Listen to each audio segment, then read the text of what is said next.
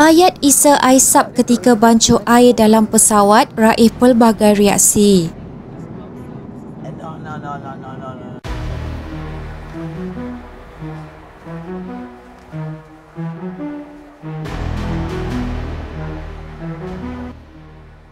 Baru-baru ini tular di media sosial satu video yang memaparkan YouTuber Isa Aisap menyediakan minuman berbuka puasa di dalam sebuah kapal terbang seperti di rumah. Menerusi hantaran video yang dimaknai di akaun TikTok miliknya, Isa membancuh air di dalam tower dispenser sambil dibantu oleh dua orang rakannya. Dia dilihat menuangkan air kordial berwarna jingga sebelum menambahkan air di dalam water dispenser itu secara senyap-senyap. Namun, tindakannya itu diketahui oleh seorang pramugari di dalam pesawat berkenaan sebelum wanita terbabit menghampirinya. Pramugari itu kemudiannya bertanya sama ada bahan yang dituangkannya di dalam water dispenser itu mudah meletup atau sebagainya.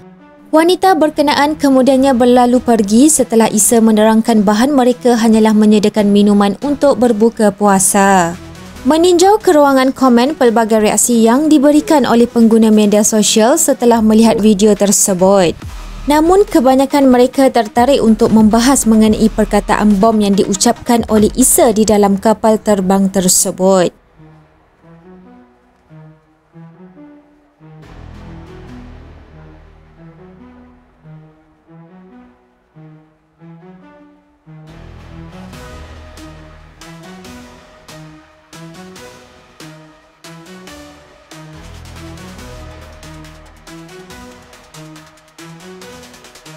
Online at foundation.org and give them the watch. Pusing-pusing ni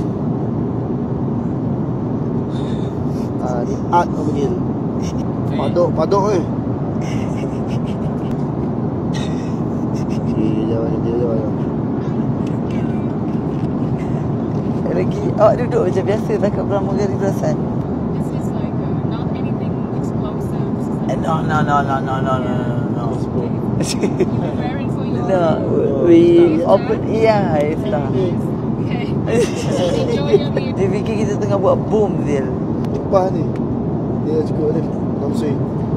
Bismillahirrahmanirrahim. Allahumma barik lana fi ma razaqtana wa qina adzabannar. Amin. Air dulu, air bantai dulu.